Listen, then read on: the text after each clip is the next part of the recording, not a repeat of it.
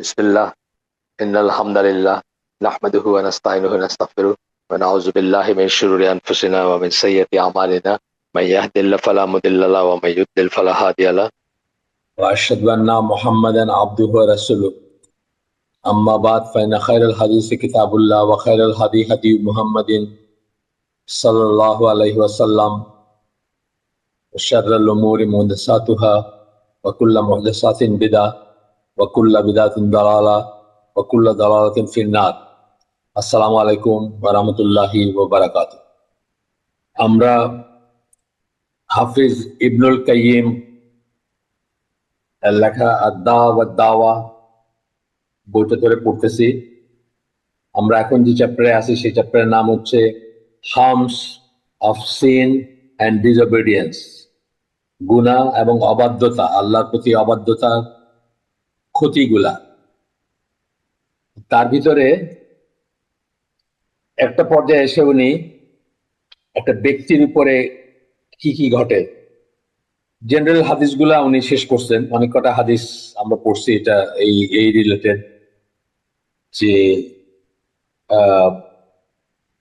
গুনাহ বা অবাধ্যতার ক্ষতি কি কি, এটার উপর জেনারেল অনেক হাদিস ছিল, সেগুলো শেষ করছি। এখন উনি 1, 2, 3, 4 করে ট্যাবুলেট করতেছেন ব্যক্তির উপর কি এফেক্ট পড়ে, যে গুনাহগার তার উপর কি এফেক্ট পড়ে। তো আমরা সেটা ধরে পড়বো। আজকে যেটা বলতেছেন, আজকে যেটা এখানে যেহেতু শুরু করবো 8 নাম্বার আর কি, এটার সেটা হচ্ছে sinners are deprived of good deeds. গুনাহগার যারা, তারা সৎকর্ম থেকে বঞ্চিত হয়, সৎকর্ম করতে পারে না। তা মানে এটা তো অবভিয়াস যে মানে একটা পাত্রে পানি রাখলেন, পাত্রটা ভর্তি, ধরেন একটা গ্লাসই ধরেন, এখন ওইখানে একটা পাথর দিলেন, ওই পাথরটাকে ধারণ করতে গিয়ে পানি উপচায় পড়ে যাবে। একইভাবে যখন কোনো মানুষ গুনাহ করেন, তখন তার সৎ কাজগুলা ডিসপ্লেসড হয়ে যায়, সৎ কাজ করতে পারেন না। এই কথাটাই বলতেছেন, sinners are deprived of good deeds.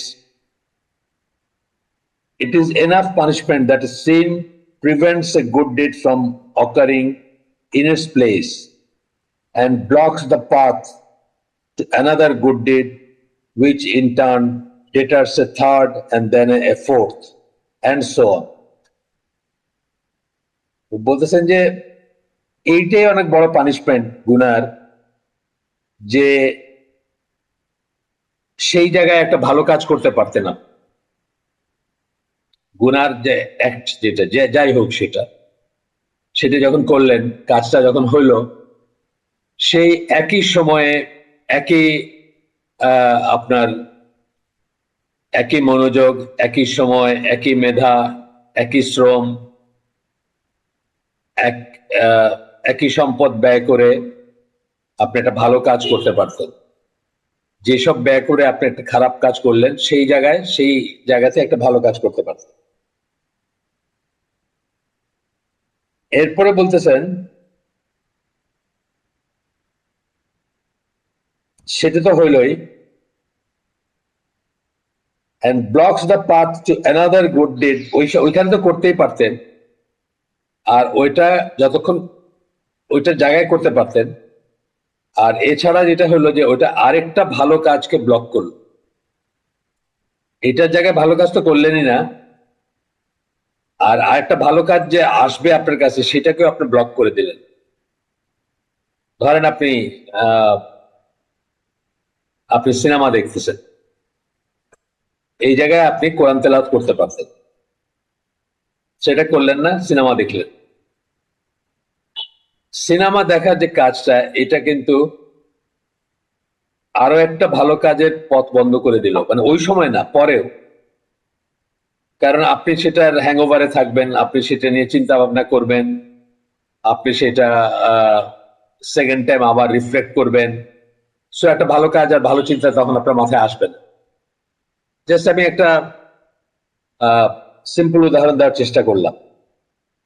Ultimately this sin deters sinners from many acts of goodness each better than this world and everything in it. এবং এই গুণার জন্য আপনি অনেক অনেক ভালো কাজ সেটা দূরে সরে থাকবে, বা সেটা কাছে আসতে পারবেন, বা সেটা করতে পারবেন না, বা সেটা ঘটবে না।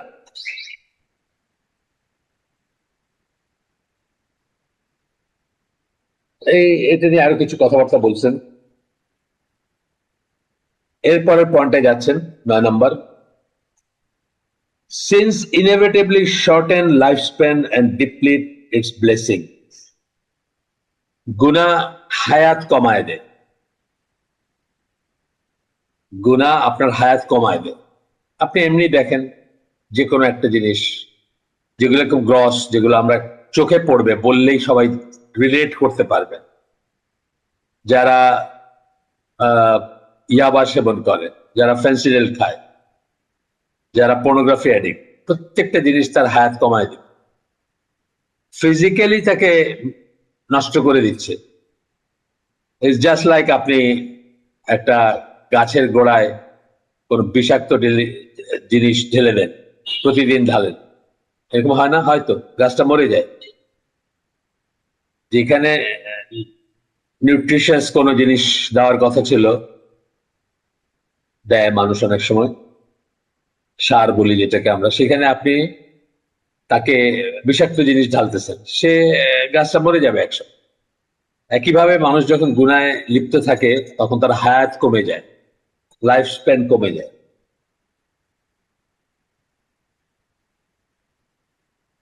ঠিক যেভাবে সৎ কাজ আপনার হায়াত বাড়ায় দেয়। আমরা বুঝি যে এই সমস্ত খারাপ অভ্যাসগুলো যদি আমরা না করি, বা এইসব খারাপ জিনিস যদি আমরা ইনভলভ না হই, আমরা যদি হেলদি ফুড খাই, আমরা যদি 5 ওয়াক্ত সালাত সময় মতো পড়ি, আমাদের লাইফটা যদি একটা রুটিনের ভিতর চলে, যেমন এইসব জিনিস যেগুলো বললাম, ইয়াবা সেবন, ফেন্সিডিল, পর্নোগ্রাফি, এগুলো আপনার লাইফের রুটিনকে কি করে? তছনছ করে দেয়। আপনার লাইফে রিয়েলি কোনো রুটিন আর থাকে না, আপনার রেজিমেন্টেড লাইফ থাকে না। মুসলমানদের লাইফটা রেজিমেন্টেড লাইফ না, অত্যন্ত রেজিমেন্টেড লাইফ। মুসলিমরা তো ইচ্ছা মতো চলতে পারে না, তো সেই জিনিসটা থাকে না। তো যখন আপনি রেজিমেন্টেড লাইফ লিড করবেন, রেগুলার লাইফ হবে, আপনি ধরেন তাহাজুদে ওঠেন, ফজরের পরে কাজ করেন, দুপুর যেগুলো সুন্নাহ রুটিন, আপনার দুপুরে একটু পাওয়ার ন্যাপ নেন, তারপরে আবার কাজ করেন, তো আপনার জীবনটা সুন্দরভাবে অতিবাহিত হবে, এবং এটা আপনার হায়াত বাড়ায় দিবে। হার্মটা কম আসে আপনার জীবনে, ক্ষতির অংশটা কম থাকবে।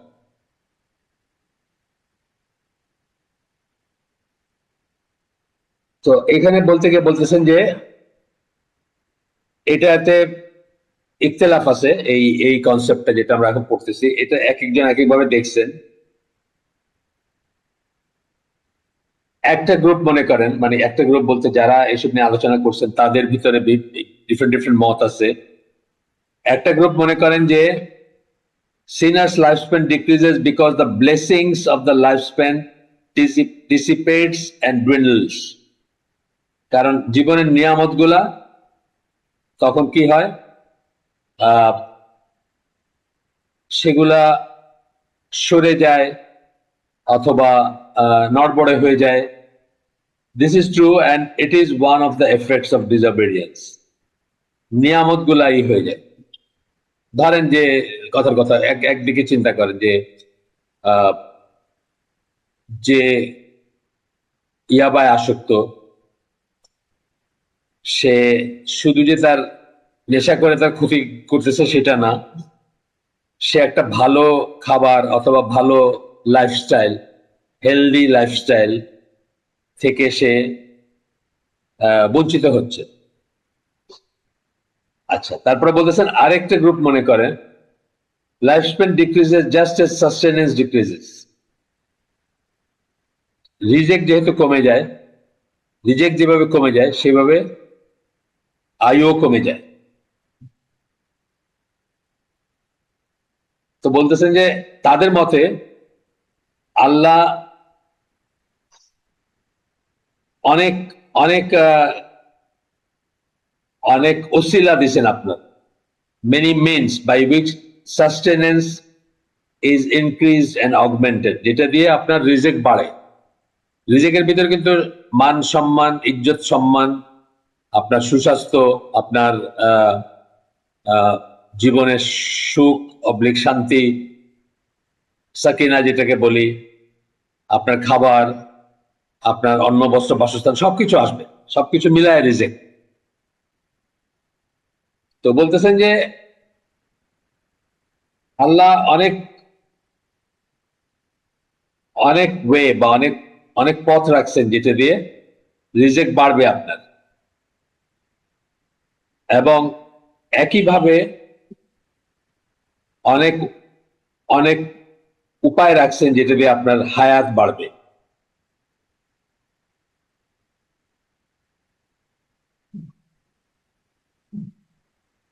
এদের মতে sustenance and lifespan, prosperity and doom, health and sickness, poverty and affluence are all predestined by the Lord.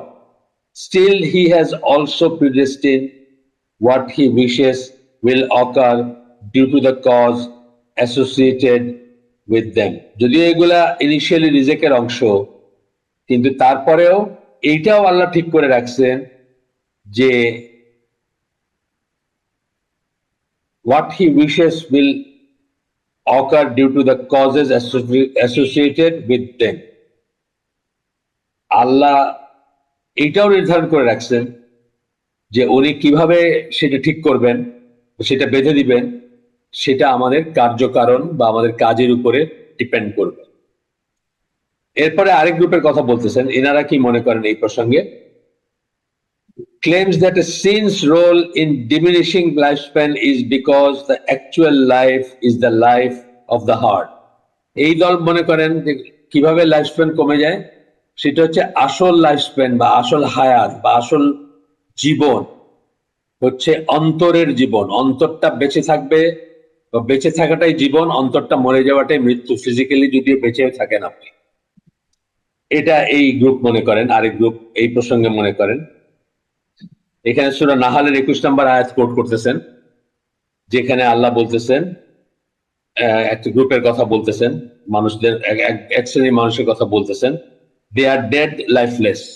ইমানবিহীন মানুষ হচ্ছে মৃত বা নির্জীব যদি আমরা বলি। তো এভাবে আরো কিছু কথা বলে আমরা স্কিপ করে যাচ্ছি। In short, when people are heedless of Allah, মানুষ যখন আল্লাহর ব্যাপারে গাফিল হয়, আল্লাহকে ভুলে থাকে, and become preoccupied with sins, এবং গুনাহে মগ্ন থাকে বা ব্যস্ত হয়ে পড়ে, they miss out on the days of their true life. তাদের সত্যিকার জীবন, জীবন্ত হার্ট, জীবন্ত অন্তরের যে একটা সময়কাল, সেটা তাদের কমে যায়। They will reap the harvest of their squandering on the day they mourn. এবং এই যে তারা অপব্যয় করলো, এটার ফলাফল তারা পাবে ওই দিনে যেদিন তারা এটা নিয়ে আফসোস করবে। সূরা ফজরের 24 নম্বর আয়াত কোট করতেছেন আংশিক, ইয়া লাইতানি কাদ্দামতু লি হায়াতি। সূরা ফজরের ভিতরে আয়াতটা আছে না, দুর্ভোগ আমার, দুর্ভোগ আমার, আমি যদি আমার জীবনের জন্য, অর্থাৎ হিয়ার আফটারের জীবনের জন্য, আখিরাতের জীবনের জন্য ভালো কাজ পাঠাইতাম বা ভালো কাজ করতাম। Would that I had sent forth good deeds for my life in the hereafter. আজকে আজকে আফসোস করে কি হবে? এর আগের আয়াতটা এলো যে আজকে আফসোস করে কি হবে?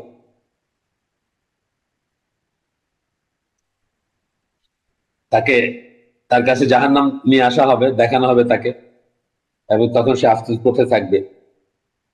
তখন বলা হবে আজকে আফসোস করে কি হবে? তখন সে বলবে যে আমি যদি সৎকর্ম পাঠাইতাম, আখিরাতের জন্য কাজ পাঠাইতাম। বা এরপরে এই অংশটা একটু বড়, লাস্টে এসে বলতেছেন, আবার আমি স্কিপ করে গেছি অনেকটুকু। The secret behind this matter is to know that a human's lifespan is the duration of the person's actual living. এটা আপনার মানে এর পেছনে গোপন ব্যাপারটা, যেটা গোপন বা হিডেন ব্যাপারটা যেটা জানা উচিত আমাদের, সেটা হচ্ছে যে মানুষের লাইফ স্প্যান বলতে সে অ্যাকচুয়াল লিভিং বোঝায় তার, অর্থাৎ তার অন্তরটা কতদিন বাঁচলো, সজীব থাকলো, কতদিন আল্লাহর পথে থাকলো, হার্টটা কতদিন অ্যাক্টিভ থাকলো। দুইটা পরিণতি হয় ইউজুয়ালি, মানে একদম আমরা তো ইমান বাড়ে এবং কমে জানি, তাই না? আলোচনা যাওয়ার মতো ইমান বাড়ে এবং কমে। তো দুইটা পরিণতি হয়। দেখা গেল কারো হার্ট, কেউ খুব গুনাহ করতেছিল, আল্লাহ স্মরণ থেকে বিচ্যুত ছিল, হয়তো বা নাস্তিকই ছিল, তারপরে একসময় মৃত ছিল সে, তারপরে একসময় তার অন্তরটা জীবিত হলো, সে আল্লাহ বিশ্বাস করলো, সে জিকির করতে শুরু করলো, সে ফরজ ওয়াজিব কাজগুলো করতে শুরু করলো, তার একটা ডেভেলপমেন্ট হইতেই থাকলো। অথবা মানে যত দিন গেল সে আরো বেশি জীবন্ত জীবন যাপন করতে থাকলো। এটা একটা হয়।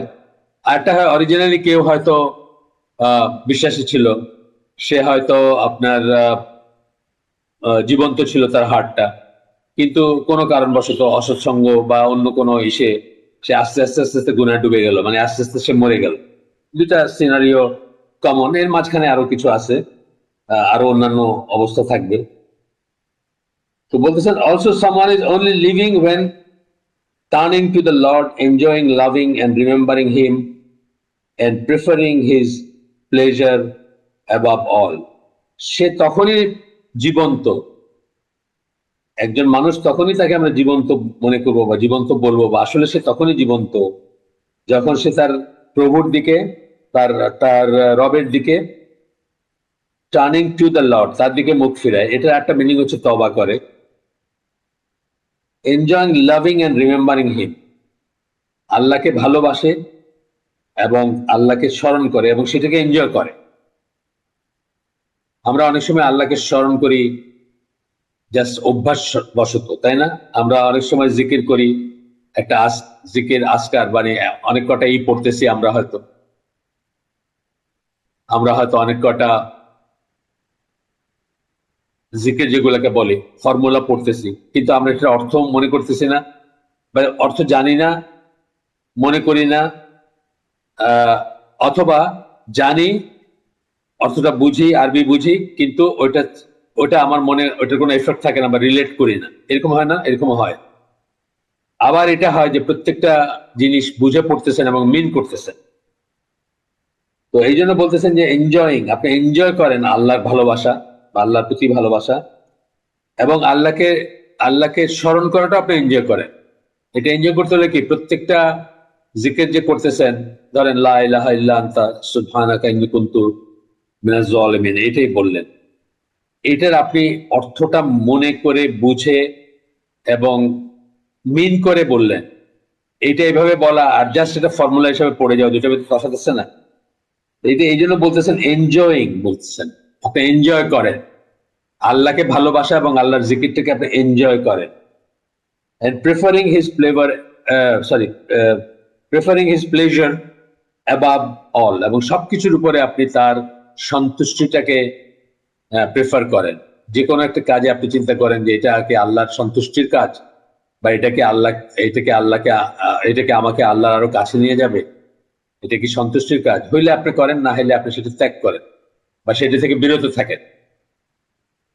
এগুলো অবশ্য আইডিয়াল সিচুয়েশন, সত্যি কথা যেটা, এগুলো একদিনে অ্যাচিভ করা যাবে না। সময় নিয়ে চিন্তা করে বুঝে শুনে জিকির, আজকার বা দিনের কাজগুলা করলে তাহলে হয়তো আপনি এগুলা এনজয় করবেন। বাট এগুলো একদিনে এনজয় করার মতো কোনো ব্যাপার না, বা একদিনে আপনি সবকিছু করে ফেলবেন সেরকম ব্যাপার নাই। আমরা একটু সামনে যাই। 10 নম্বর পয়েন্টটা বলতেছেন এই ধরনের জিনিস যদি একটা ব্যক্তির উপর কি ঘটে যায় যখন সে গুনায় লিপ্ত হয়, এটা এই ধরনের ব্যাপারগুলা। 10 নম্বরটা বলতেছেন, a sin plants another sin and the trigger one another until it becomes difficult for the person to divorce them or escape their grip. একটা গুনাহ আরেকটা গুনার বীজ বপন করে এবং একটার থেকে আরেকটা সূচনা হয়। একটু সিম্পল উদাহরণ দিলাম। আপনি থিওরিটিক্যালি একজন মানুষ বিয়ের বাইরে আরেকজন মহিলার সাথে তার জাস্ট ভাল লাগালাগির সম্পর্ক হয়েছে, যেটা হারাম। এখন ভদ্রলোক দেরি করে বাসায় ফিরেন, ছেলে মেয়ে বা ওয়াইফ জিজ্ঞেস করলো কি ব্যাপার আজকে তো দেরি হলো, সে সাথে ইমিডিয়েটলি সে একটা মিথ্যা কথা বলল। একটা সিন থেকে আরেকটা সিন শুরু হলো। সে হয়তো এই ফেজের আগে পর্যন্ত সে হয়তো একজন সত্যবাদী মানুষ ছিল, নর্মাল মানুষ ছিল, ফ্যামিলির কাছে মিথ্যা কথা বলে নাই কখনো, বলতে হয় নাই, তাকে বলার প্রশ্ন আসে নাই কখনো। কিন্তু এই ফেজে যাওয়ার পরে সে যখনই তাকে জিজ্ঞেস করা হলো যে তোমার এত দেরি হলো, কোথায় ছিল, মানে এত দেরি হলো কেন, সে একটা মিথ্যা কথা বানায় বলে দিল যে রাস্তায় জ্যাম ছিল অথবা অফিসে একটা কাজ ছিল, সেই জন্য। এটি শুরু হলো, কিন্তু এটা চেইন রিঅ্যাকশন থাকবে, অন এন্ড অন। সে মানে আরো গুণা আসবে তার জীবনে, বা আরো খারাপ কাজ আসবে। মিথ্যা কথা যে একটা বললাম, এই ধরনের আর কত কিছু আসবে তার জীবনে।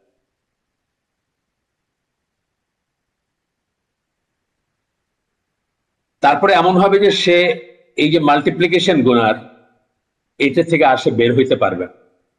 দেখেন না কি ঘটে পেপারে, কি সমস্ত খবরের কাগজে যে সমস্ত খবরগুলো আসে, সেই জন্য সে একসময় কি করলো, তার হয়তো তাকে কেউ দেখে ফেলছে, তাকে মাইরেই ফেললো, অথবা ওয়াইফকে মাইরে ফেললো, বা আরো কিছু করলো যেটা কল্পনা করা যায় না, সে কোনোদিন করতে পারে, কল্পনাই করা যায় না কোনোদিন করতে পারে সেসব কাজগুলো সে করে ফেলে। তো এখানে এসে বলতেছেন, part of the punishment for an evil did is an evil did after it. এটা সালাফদের একজনের কথা। সালাফ আমাদের পূর্বপুরুষ যাদেরকে আমরা বলি, প্রথম 3 জেনারেশন বেসিক্যালি, তাদের একজনের কথা। Part of the punishment of an evil did, একটা খারাপ কাজের শাস্তির একটা অংশ হচ্ছে an evil did after it, এরপরে একটা খারাপ কাজ আসবে। যেমন আমি বললাম যে ওই বিবাহ বহির্ভূত সম্পর্কের সাথে সাথেই একটা মিথ্যা বলার প্রয়োজন চলে আসলো, বা জাস্টিফিকেশন চলে আসলো, এবং আপনি বললেন। As a part of the reward for a good deed is a good deed after it, এবং ভালো কাজের রিওয়ার্ড হচ্ছে এরপরে একটা ভালো কাজ। একটা উদাহরণ দেই, আপনি ফজরের নামাজে কখনো কখনো মিস হয়ে যায় কেন? ওই জাস্ট অ্যালার্ম দিচ্ছেন, তারপর উঠতে পারেন না, এই ধরনের ব্যাপার হলো। এখন আপনি খুব সিরিয়াস হয়ে একসময় তাহাজ্জুদ পড়তে শুরু করলেন, এবং তাহাজ্জুদ একটা ভালো কাজ, অবশ্যই একটা ভালো কাজ। তাহাজ্জুদ পড়তে শুরু করলেন, সাথে সাথে দেখা গেল যে আপনি তাহাজ্জুদের পরে ওই মসজিদে ফজরের নামাজের আগের যে সময়টুকু, খুব কম সময়, আপনার ঘুমান না। সো আপনার তাহাজ্জুদের সাথে সাথে আপনার ফজরে যাওয়াটা একদম এনশিওর হয়ে যায়, ফজরে মসজিদে যাচ্ছেন। আরেকটা ভালো কাজ আসলো, এর মাঝে আরেকটা ভালো কাজ আসলো, যে তাহাজ্জুদের পরে এবং মসজিদে যাওয়ার মাঝখানে আপনি কোরআন নিয়ে বসলেন, এবং বেশ খানিকটা জায়গা আপনি অর্থ বুঝে পড়লেন, রিফ্লেক্ট করলেন, যে জিনিসটা আদারওয়াইজ আপনার হচ্ছিল না অনেকদিন, বা হয় না অনেক সময়। একটা উদাহরণ দিলাম, উদাহরণ, মানে একটা ভালো কাজ কিভাবে একটা ভালো কাজকে নিয়ে আসবে বা আসবে জীবন। এগুলো আপনার দৈনন্দিন জীবনে এমনিই বুঝি। তারপরেও যখন একটা বই পড়ি, আমরা একজন স্কলারলি কথাবার্তা পড়তেছি, উনি যখন আপনাকে চোখে আঙ্গুল দিয়ে দেখাই দিচ্ছেন যে এই হবে, এই হবে, এই হবে, তখন কিন্তু আপনার আপনার আপনার মনে জিনিসটা আপনি রিফ্লেক্ট করেন, বা আপনার মনে জিনিসটা গেঁথে যায়, অথবা আপনি নেক্সট টাইম যখন একটা ভালো কাজে একটা মোটিভেশন পান যে এই ভালো কাজটা করলে আর একটা ভালো কাজ আসবে সাথে, বা একটা ভালো কাজ আমি করতে পারবো সাথে।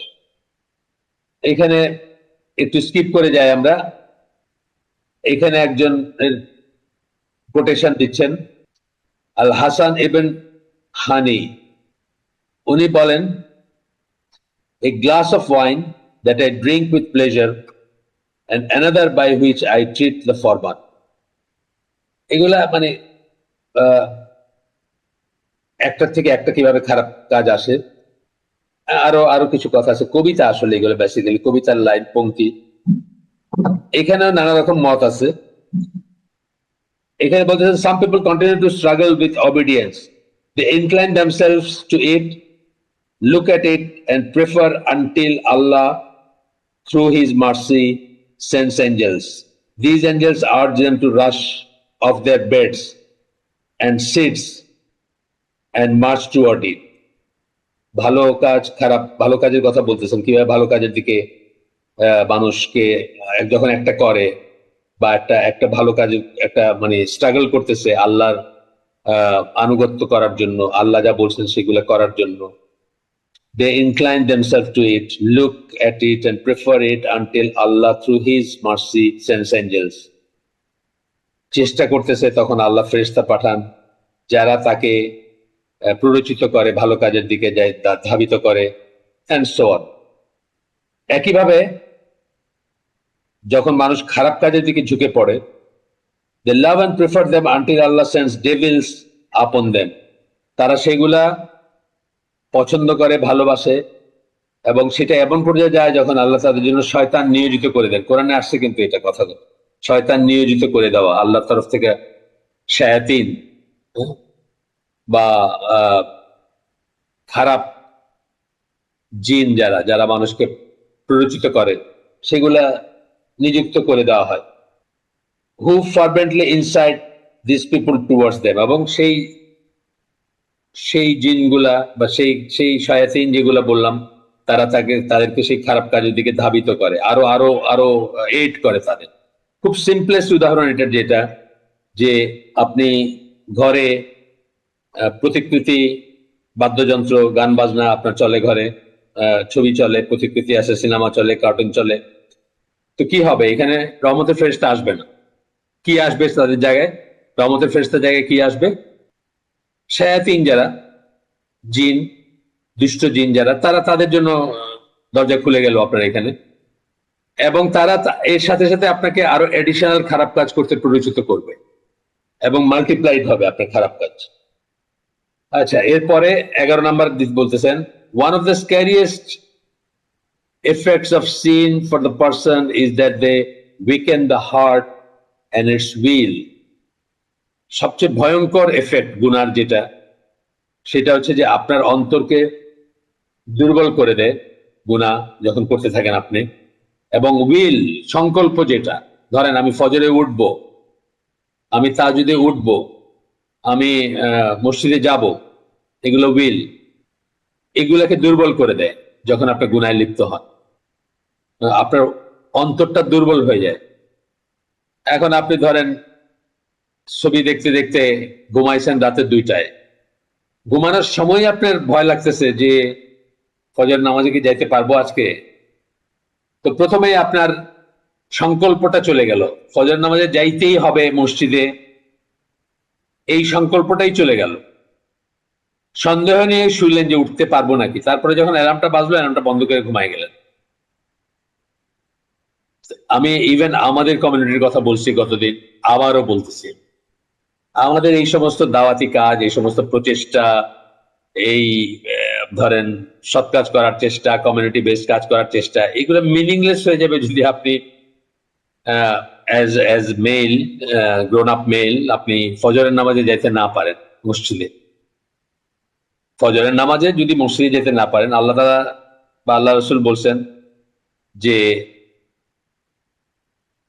ঈশা এবং ফজরের নামাজ মুনাফিকের জন্য সবচেয়ে কষ্টকর। যাদের এইসব নামাজে যেতে কষ্ট হয় তারা মুনাফিক কিনা, তাদের নিফাকটা তাদের উচিত পরখ করে দেখা। সো আপনার সমস্ত ভালো কাজ, সমস্ত দাওয়াতি প্রচেষ্টা, বা আপনি কমিউনিটি বদ্ধভাবে বসবাস করতেছেন, হ্যাঁ, অনেক ভালো কাজ করার চেষ্টা করেন, ভাইদের হেল্প করার চেষ্টা করেন, যারা লেস ফরচুনেট কমিউনিটির ভিতর তাদেরকে পুল আপ করার চেষ্টা করেন, বা অনেক কিছু করার চেষ্টা করেন, সব ঠিক আছে। কিন্তু এগুলার অর্থহীন হয়ে যাবে যদি আপনি ফরজটাই তরক করেন। আপনি মসজিদে যান না, রাত্রে 3টার সময় বা 2টার সময় ঘুমান, আর উঠতে পারেন না, আপনি ফজর নামাজ জামাতে যেতে পারেন না। এই যে সেটা স্ক্যারিয়াস বললেন না, যে কি হয়, আপনার হার্টটা উইকেন হয়, আপনার অন্তরটা দুর্বল হয়। অন্তর বলতে আপনার ফিজিক্যাল হার্ট না, অন্তর যেটাকে আমরা বলি, যেখানে আপনার আল্লাহর ভালোবাসা, আল্লাহর বা ভালো কাজগুলার বাসনা বা করার ইচ্ছা যেখানে থাকে, সেই অন্তরের কথা বলতেছি আমরা। তো উইল টু সিন স্ট্রেংথেন্স, তখন কি হবে, কি শক্তিশালী হবে? খারাপ কাজ করার ইচ্ছাটা তখন শক্তিশালী হবে। ভালো কাজ করার ইচ্ছা যখন দুর্বল হবে, অন্তর যখন দুর্বল হয়ে যাবে, তখন খারাপ কাজ করার ইচ্ছাটা শক্তিশালী হবে। এগুলো ইন্টারমিঙ্গল জিনিস আর কি। আপনার নফস এবং আপনার নফস কে আপনি নিয়ন্ত্রণ করেন নাকি নফস আপনাকে নিয়ন্ত্রণ করেন? এই জন্য কতগুলো কথা আছে না, আপনার রিপুর তাড়না কি আপনাকে নিয়ন্ত্রণ করে নাকি আপনি রিপুর তাড়নাকে নিয়ন্ত্রণ করেন? এই সমস্ত অনেক কথা আছে। যাই হোক, এরপরে বলতেছেন যে and the will to repent gradually weakens until the will to repent is stripped from the heart. এবং তওবা করার যে ইচ্ছাটা বা তাড়নাটা বা তওবা করার যে ফিল করেন, আর্জ ফিল করেন আপনি, সেটা কিন্তু আস্তে আস্তে দুর্বল হইতে থাকে। তওবা করার উইলটা দুর্বল হইতে থাকে। খুব ইম্পর্টেন্ট কথা কিন্তু।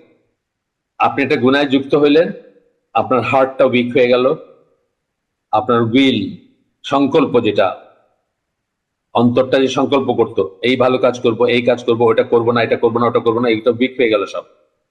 এবং তখন গুনাহ করার ইচ্ছাটা শক্তিশালী হইতে শুরু করলো এবং তওবা করার ইচ্ছাটা দুর্বল হতে শুরু করলো। তারপরে একসময় এটা টোটালি অন্তর থেকে চলে গেল, তওবা করার কোনো ইচ্ছাই আর থাকলো না আপনার। গুনাহ করতে করতে করতে করতে তওবা, মানে আমরা বলি না যে ততক্ষণ পর্যন্ত কারো ভিতরে ঈমান আছে, যতক্ষণ, এটা আসলে কথা, যতক্ষণ তার খারাপ কাজ তাকে পীড়া দেয় মানে তার গিল্টি ফিলিং হয়, এবং গিল্টি ফিলিং হওয়ার জন্য সে কি করে, তওবা করে বা তওবা করার ইচ্ছা জাগে তার ভিতরে। কিন্তু গুনাহ পারপিচুয়ালি করতে থাকলে এই তওবা করার ইচ্ছাটা একদম টোটালি অন্তর থেকে চলে যায়, আর থাকে না সে। আল্লাহ মাফ করুন, আমরা তার আগেই যেন মানে শুধরাইতে পারি। গুনাহ আমরা সবাই করি, ডিফারেন্ট টাইপের গুনাহ করি, ছোট হোক বড় হোক, করি তো আমরা। তো সেগুলা মানে ওই পর্যায়ে যেন না যায় যে আমাদের তওবার ইচ্ছা চলে যায়। If half of it were to die, তওবা করার যে ইচ্ছা আছে সেটা যদি অর্ধেকও মরে যায়, the person would not repent to Allah but present many counterfeit requests for forgiveness. অর্ধেকও যদি চলে যায়, সে রিয়েলি কিন্তু তওবা করবে না। সে অনেক কাউন্টারফিট বলতে জাল বোঝাইছেন, মানে মিথ্যা অজুহাত দেখাবে আল্লাহর কাছে মাফ চাওয়ার জন্য অনেক মিথ্যা অজুহাত নিয়ে আসবে। কাউন্টারফিট রিকোয়েস্ট এই জন্য বলতেছেন। আসল যেটা করার ছিল যে আমি এটার কখনো করবো না আল্লাহ, নাও অনওয়ার্ড, এবং আপনি আমাকে মাফ করেন, সেই কথাটা কিন্তু সে বলবে না, বা সেই সংকল্পটা সে করবে না, সেই প্রমিসটা সে করবে না, ঝুলায় রাখ। তারপরে নানাভাবে সে আল্লাহর কাছে মাফ চাবে, অর্থাৎ ফর দ্য টাইমিং আমার মাফ করে দেন আল্লাহ, এরকম একটা ভাব থাকবে তার। এবং বলতেছে counterfeit request for forgiveness with the tongue, শুধু জিহ্বায় কিছু জাল বলতেছেন, নকল বা জাল রিকোয়েস্ট করবে সে, আল্লাহর ক্ষমা চাইবে। কিন্তু আসল যেটা করার দরকার ছিল যে হ্যাঁ আমি এটার কোনোদিন করবো না, ইনশাআল্লাহ আমি এটা কোনোদিন বেঁচে থাকতে করব না, আল্লাহ আপনি আমাকে মাফ করে দেন, সেটা সে কিন্তু বলবে না। সেটা বলা থেকে সে করবে। এই জন্য বলতেছেন শুধু জিহ্বায় সে সালাতের পরে সালাম ফিরাই তো আস্তাগফিরুল্লাহ বলতেছে, তাই না? এই আস্তাগফিরুল্লাহটা শুধু জিহ্বায় থাকবে, অন্তরে থাকবে না। রিয়েল সেন্সে তওবা করবে না, রিয়েল সেন্সে সে আল্লাহর কাছে সারেন্ডার করবে না, ও ঝুলায় রাখবে এটা মনে। এই দুরাশাটা থাকবে বা ক্ষীণ সম্ভাবনাটা থাকবে যে এই কাজটা তো আবারও করতে পারি, আমি জীবনে তো আরেকটা সিনেমাও দেখতে পারি কখনো, তাই না? আমি আর কখনো এটা করব না। যা করছে সে, যা করে তার ভিতরে অনুশোচনা আসছে অথবা মনে করছে যে সে, অন্তত বোধটা আসছে যে সে একটা খারাপ কাজ করছে, সেটা কিন্তু সে চিরতরে তওবা করতেছে না, সে ঝুলায় রাখছে। এই কথাটাই বলতেছে না এখানে, নাউজুবিল্লাহ। আমাদের সবার ভিতরে হয়তো এই ফেজটা কখনো না কখনো আমরা ফিল করি, তাই না? The person would remain insistent and determined to commit sins whenever possible. সেই ব্যক্তি মোটামুটি শিওর ভাবে আবারও সেই গুনাহ করবে যখন সম্ভব। এই জন্য সে জাল বলতেছেন, কাউন্টারফিট, জাল ফরগিভনেস, মানে ইস্তেগফার করতেছে বা মাফ চাইতেছে, আল্লাহর কাছে তওবা করতেছে, এগুলো সব জাল, শুধু জিহ্বা দিয়ে করতেছে সে, অথবা সে যে জিকির আজকার করতেছে সেগুলো অর্থই চিন্তা করতেছে না বা বুঝতেছে না, সে শুধু জপে যাইতেছে কিছু ফর্মুলা আর মনে করতেছে আল্লাহ তাকে মাফ করে দিতেছে বা মাফ করে দিবেন। দিস ইজ, এটা বলতেছেন স্ক্যারিয়েস্ট এফেক্ট, মানে সবচেয়ে ভয়ঙ্কর এফেক্টের একটা। This is one of the greatest disease and one of the nearest to destruction. এটা হচ্ছে সবচেয়ে বড় অন্তরের রোগের একটা এবং পরিপূর্ণ ধ্বংসের খুব নিকটবর্তী ব্যাপার আর কি, যে সে সিনসিয়ার তওবা করে না বা তওবা করার ইচ্ছাটা তার ভিতর থেকে চলে যায়। এরপরের এফেক্ট বলতেছেন 12 নম্বর, another effect of sin is the heart being stripped of aversion to sin. আরেকটা খারাপ এফেক্ট হচ্ছে, গুনাহ করার একটা খারাপ এফেক্ট হচ্ছে, গুনাহকে আপনি যে গুনার প্রতি যে একটা বিতৃষ্ণা ছিল, একটা ঘৃণা ছিল আপনার, সেটা অন্তর থেকে আস্তে আস্তে চলে যায়। গুনাহ করতে করতে করতে করতে কমতে কমতে কমতে কমতে ওইটা অন্তর থেকে আস্তে আস্তে চলে যায়। এটার এক্সাম্পল তো আমরা নিজেদের ডেইলি লাইফে দেখি। আমার একদিনই ভাই ডক্টর শোয়েব, উনি সৌদি আরবে ছিলেন বহু বছর, ওইখান থেকে আসার পরে ওনার সাথে আমার পরিচয়। তো আমরা একসাথে ল্যাঙ্গুয়েজের একটা ক্লাস করতে যাইতাম ফ্রম গ্রিন রোড টু বনানীতে ওই কবরস্থানের যে রোডটা, চার্চের আশেপাশে, ওখানে একটা চার্চ আছে, তার আশেপাশে একটা জায়গায় হজরত মোহাম্মদ ইনস্টিটিউট বলে একটা ইনস্টিটিউট ছিল, ওইখানে ল্যাঙ্গুয়েজের ক্লাস হতো, আমরা একসাথে গাড়িতে ওইটা করতে যেতাম। তো উনি আমাকে বলতেছেন যে আমি যখন সৌদি আরব থেকে প্রথম আসলাম, আমি রাস্তায় চোখ তুলে চলতে পারতাম না, আমার মনে হতো মানুষজন সব নেকেড যাদেরকে দেখতাম, মানে মেয়েদের কথা বেসিক্যালি বলতেছেন, কারণ সৌদি আরবে উনি কখনো কোনো মেয়ে দেখেন নাই। কিন্তু over the period of time কি হয়, আস্তে আস্তে আস্তে আস্তে আপনার নর্মালাইজ হয়ে যায়, এটা আপনার ভিতরে আর ওই খারাপ লাগাটা থাকে না। এটা সৌদি আরবের রেসপেক্টে আমাদের দেশের রেসপেক্টে ইউরোপ আমেরিকা একই ব্যাপার। আস্তে আস্তে আপনি নর্মালাইজ হয়ে যান, গুনার প্রতি, খারাপ জিনিসের এগেইনস্টে আপনার যে ঘৃণা ছিল, যে রিয়েকশন ছিল, ওইটা আর থাকে না। এই খুব কমন জিনিস, আমরা এমনি বুঝি, জীবন থেকেই বুঝি। তারপরেও একজন স্কলার যখন হাইলাইট করেন, উদাহরণ সহ বুঝাই দেন আমাদেরকে, তখন আমাদের চোখে অনেক কিছু ধরা পড়ে যেটা আদারওয়াইজ আমরা দেখি না বা আদারওয়াইজ আমরা যেটা বুঝি না, এরকম অনেক কিছু আমাদের চোখে তখন ধরা পড়ে বা মনে পড়ে। আমরা হয়তো জানি, গাফেল ভুলে যাই, আবার আমরা তখন নতুন ভাবে সেটা মনে করি বা মনে আসে আমাদের। এরপরে এই প্রসঙ্গে বলতেছেন, সিন বিকামস হ্যাবিচুয়াল, অভ্যাসে পরিণত হয়ে যায়। এই যে বললাম যে আমি রাস্তাতে যাই আসি, আমি বিলবোর্ড দেখি বা বিলবোর্ডে চোখ পড়ে, বা রাস্তার, যেটা বললাম ডক্টর শোয়েবের কথা, যে ওনার সব মানুষকে ন্যাংটা মনে হইতো, এই যে ইটা ছিল ভিতরে এত বছর, এটা 2005-এর কথা বলতেছি আমি, এত বছর পরে কিছুটা নর্মালাইজ হয়েছে না? আমি ওটা জিজ্ঞেস করি নাই, বাট এটি স্বাভাবিক হবে আপনার, আপনি যদি রাস্তায় চলতে ফিরতে পারেন, চলতে ফিরতে থাকেন। এই জন্য আমরা বলি যে মানে এখনকার যুগ, এখনকার সময়ে একজন পুরুষ মানুষের অফিস কাজ করতে যাইতেই হবে, বাসস্থান আর মসজিদ, এর ভিতরে যতটুকু পারেন নিজেকে সীমাবদ্ধ রাখা উচিত। এর বাইরে যেখানেই যাবেন, কিছু না কিছু হলে উনি একটা খারাপ জিনিস দেখবেন, জানবেন, শুনবেন, বুঝবেন। এরপরে একটা হাদিস আসতেছে, বুখারী মুসলিমের হাদিস, যেখানে আল্লাহ রাসূল বলেন, all the people of my ummah would be pardoned for the sins except those who publicize them. আমার উম্মার সকল মানুষের গুনাহ মাফ করা হবে, এক্সেপ্ট তারা যারা এটাকে পাবলিসাইজ করে, প্রকাশ্যে দেখায় বেড়ায় বা বলে বেড়ায়, তারা ছাড়া। এই জন্য একটা গুনাহ একান্তে করা এবং প্রকাশ্যে করার ভিতর তফাৎ আছে। একজন মানুষ ঘরের কোণে বসে মদ খায়, বাইরের কেউ জানে না, কাউকে ডিস্টার্ব করে না, কোনো প্রমাণ নাই, কোনো সূত্র নাই, তার ঘরে কিন্তু ইসলামিক গভর্নমেন্টও স্পাইং করতে পারে না, কারণ সে জনসমক্ষে করতেছে না, সমাজ নষ্ট করতেছে না। তার ক্রাইম, তার তো গুনাহ, কবিরা গুনাহ, কিন্তু তার ক্রাইমটা এক ধরনের। আর যে একটা বার খুলে বসছে কোথায়, অথবা রাস্তায় ঘাটে মদ খেয়ে হাঁটাফেরা করতেছে, বাতলামি করতেছে, তার ক্রাইমটা কিন্তু আরেক লেভেলের। And it means that a servant does a deed during the night and tells the people in the morning. এটার মানে কি, রাসূল সাল্লাল্লাহু আলাইহি ওয়াসাল্লাম বলে দিচ্ছেন যে সে রাতে একটা গুনাহ করে, আবার দিনের বেলা মানুষের সেটা সম্বন্ধে বলে বেড়ায়। বলে না অনেকেই? অনেকেই বলে। আমি তো নিজে একদিন একটা এসে দেখলাম, আজ থেকে আরো বোধহয় 10 বছর আগে, একটা বেয়াদব একটা ছেলে আছে, তাকে জিজ্ঞেসও করতেছে তাকে, আবার এমনি খোলাখুলি প্রোগ্রাম, এগুলো কোনো না, মানে কোনো স্পেশাল টাইপের কোনো চ্যানেল বা স্পেশাল টাইপের কোনো না, আপনি জাস্ট ক্লিক, ওয়ান ক্লিকে আসবে আপনার সামনে কোনো একটা ক্রাইম বা কোনো একটা ক্রাইমও না ঠিক, কোনো একটা আছে না, হাই প্রোফাইল মানুষজন আছে, কিছু আমাদের ব্লগার আছে, এটা আছে সেটা আছে, যারা দেশে খুব স্বনামধন্য, কিছু ব্লগার আছেন, কিছু সোশ্যাল মিডিয়া অ্যাক্টিভিস্ট আছেন, এই ধরনের একজনকে জিজ্ঞেস করতেছে কোন একটা বিতর্ক বা কোন একটা, তাকে কর্নার করতেছে বা এসে, আই এম নট শিওর কি ছিল এটা। সে বলতেছে,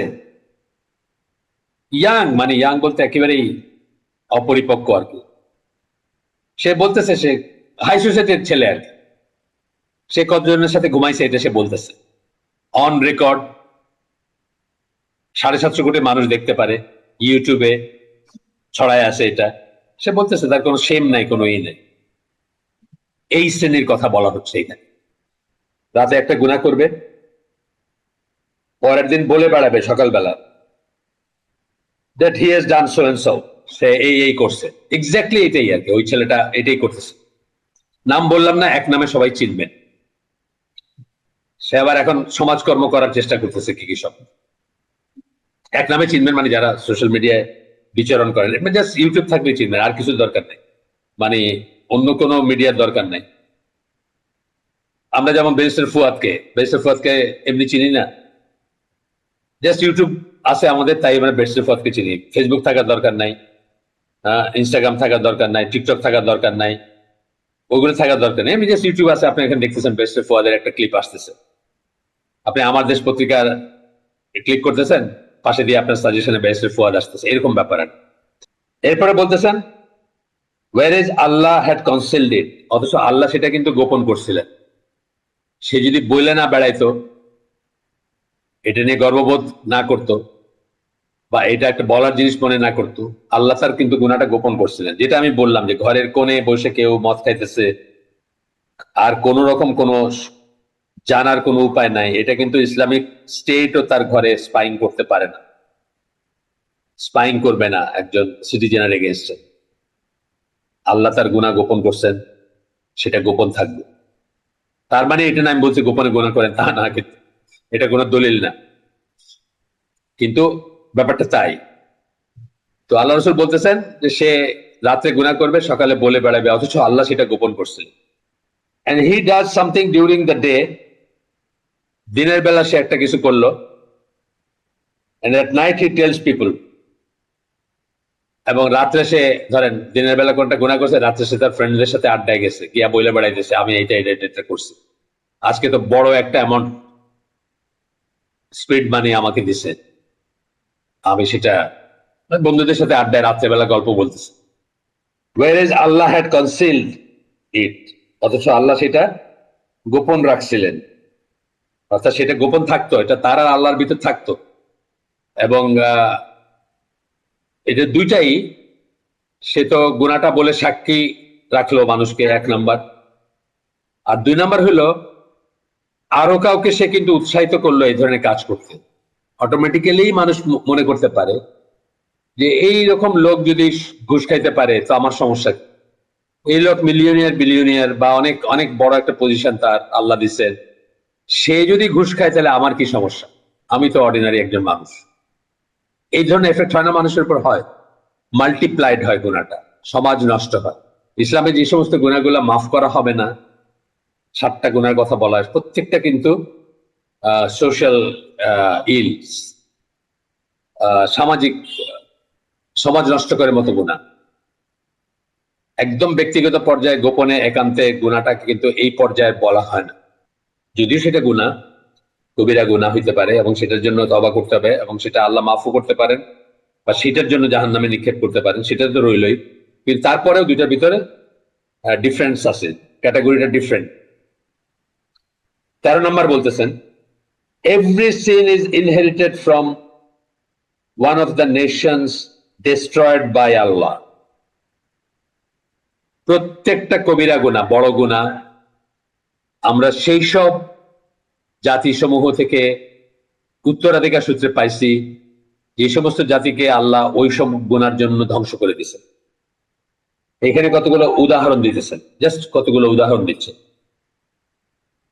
হোমোসেক্সুয়ালিটি আমরা লূত আলাইহিস সালামের কম থেকে ইনহেরিট করছি। আত্মসাৎ করা, মানুষের অধিকার আত্মসাৎ করা, মানুষকে ওজনে কম দেওয়া, যে শুআয়ব আলাইহিস সালামের জাতির থেকে আমরা ইনহেরিট করছি। মানুষের উপর অত্যাচার করা এবং জমিনে ফিতনা সৃষ্টি করা, এটা আমরা ফিরাউনের জাতির থেকে ইনহেরিট করছি।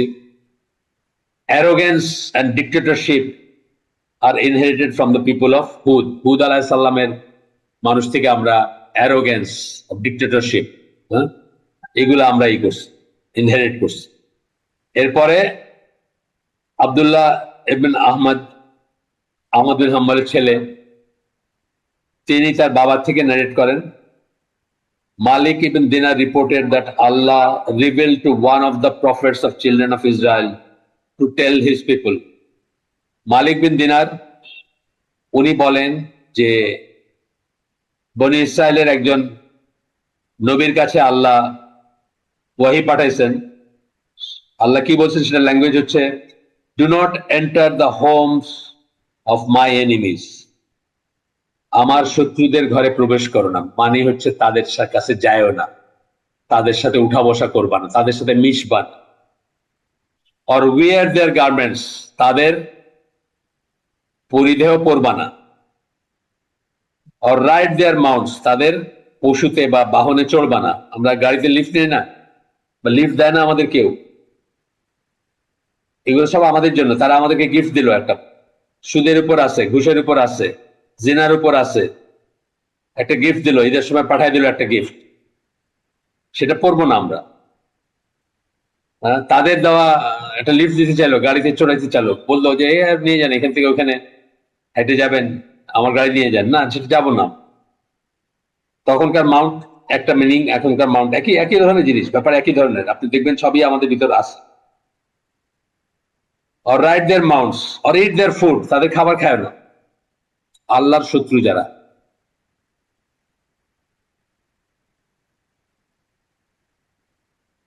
else you will become my enemy just as they are my enemies.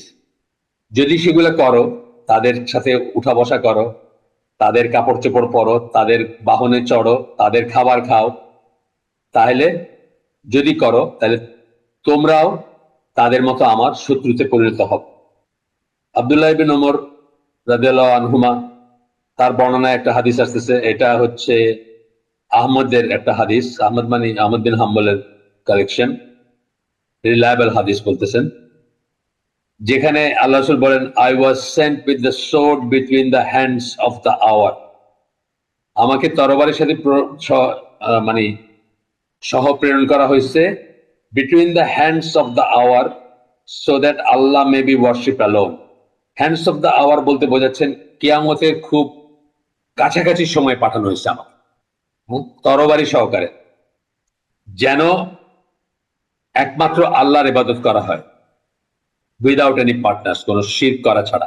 এই হাদিসটার অনেকে ভুল করেন, যে অনেকেই বিশেষ করে ইসলামের শত্রু যারা, তারা করে যে এই হাদিসে জোর করে কনভার্সনের কথা বলা হয়েছে। ব্যাপারটা তা না, জোর করে কনভার্সনের কথা বলা হয় নাই, বাট জিহাদ যে ইসলামের অবিচ্ছেদ্য অংশ, সেই কথাটা বোঝানো হয়েছে।